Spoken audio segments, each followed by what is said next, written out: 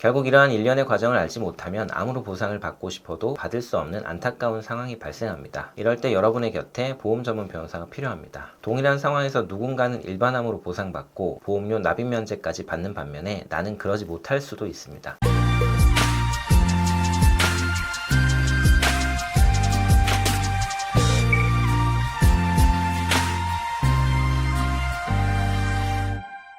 안녕하세요, 변집사입니다. 요즘 젊은 여성분들에게 자주 발생하는 암 중에서 대표적인 암이 유방암입니다. 과거에는 자궁과 난소 쪽 암이 많았는데 가다실의 보급으로 이쪽은 줄어드는 추세라고 하네요. 유방암은 대부분 닥털카시노마라는 도관암으로 이루어져 있기 때문에 암 진단 여부에 대한 논란이 없는 데 반해서 일부에서는 앞에서 언급한 닥털카시노마가 아닌 파제트 디지즈로 이루어진 경우가 있습니다. 오늘은 유방 파제트 병에 대해서 알아보도록 하겠습니다. 파제트 병은 여성의 유두나 유륜 등에 발생하는 습진 등이 오랜 기간 지속되거나 증상이 심한 경우에 조직 검사를 받았을 때 발견되는 암종입니다. 유방암으로 분류하기보다는 유방에 발생한 제자리암 또는 피부암으로 인정하는 경우가 대부분입니다. 치료하는 의사에 따라서 피부에 발생한 암으로 보아서 피부암의 질병 분류 코드인 C44로 진단서가 발급되기도 하고, 침륜이 없다면서 유방의 제자리암 질병 분류 코드인 D05로 진단서가 발급되는 경우가 많습니다. 요즘 암보험에서는 유방암을 소외감으로 별도로 분류해 놓은 보험들도 있기 때문에 별 차이가 없을 수도 있지만, 최근에 가입한 암보험이 아니라면 한 번은 꼭 체크해보고 넘어가는 것이 좋습니다. 이 유방암으로 볼 것이냐 말 것이냐의 문제가 발생하는 것은 결국 보험약관에서 규정하는 암의 진단 확정에 대해서 병리의사가 내리는 진단을 기초로 하도록 하고 있고, 조직검사나 혈액검사를 분석하는 병리의사 입장에서 파제트병은 그 기원이 일반적인 유방암과 다르고 일반적인 유방암과 치료 방법도 다르기 때문에 동일한 유방암으로 보지 않는 경우가 대부분입니다. 그러다 보니 보험회사 입장에서는 병리과 의료 자문으로 유도를 해서 유방암 C50이 아닌 제자리암 D05로 처리하는 것이 여러모로 유리한 상황이 된 것입니다. 결국 이러한 일련의 과정을 알지 못하면 암으로 보상을 받고 싶어도 받을 수 없는 안타까운 상황이 발생합니다. 이럴 때 여러분의 곁에 보험 전문 변호사가 필요합니다. 동일한 상황에서 누군가는 일반암으로 보상받고 보험료 납입 면제까지 받는 반면에 나는 그러지 못할 수도 있습니다. 파제트병과 유방암의 관계에 대해서 명확하게 알고 있고, 의학적 개념과 약관 기준, 유사 사례에 대한 분석이 확실하게 되어 있고, 추가적으로 이런 사건을 처리해본 경험이 있는 전문가를 꼭 찾으시기 바랍니다. 변집사TV의 한세영 변호사였습니다.